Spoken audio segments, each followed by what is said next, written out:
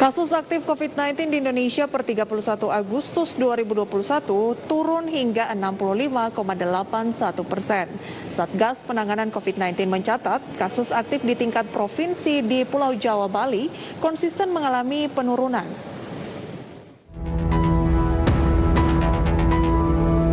Kasus aktif COVID-19 di Indonesia per 31 Agustus 2021 turun hingga 65,81% sejak puncak lonjakan kasus yang terjadi pada 24 Juli 2021. Meski secara jumlah angka kasus aktif masih di atas 190.000 kasus.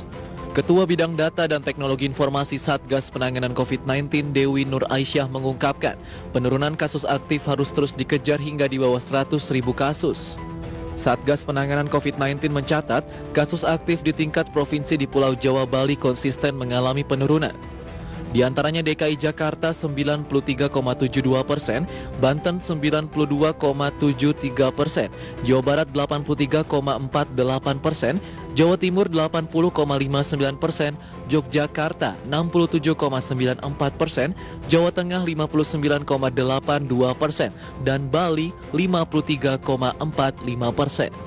Meski kasus aktif COVID-19 sudah mengalami penurunan, masyarakat diminta tidak lengah dalam menerapkan protokol kesehatan. Jumlah kasus aktif ini terjadi pada tanggal 24 Juli, betul, dengan angka 574.000 lebih kasus. Kalau pekan lalu saya ingat masih di angka 40-an% ya, 2 minggu lalu pada saat kita COVID dalam angka masih di angka 40-an%. Saat ini sudah turun lebih dari 65% atau lebih tepatnya minus 65,81%. Jadi bahkan dari puncak udah bisa turun gitu ya, lebih dari setengahnya.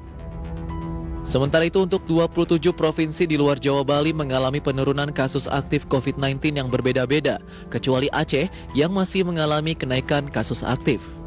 Dari Jakarta, Tim Liputan IDX Channel.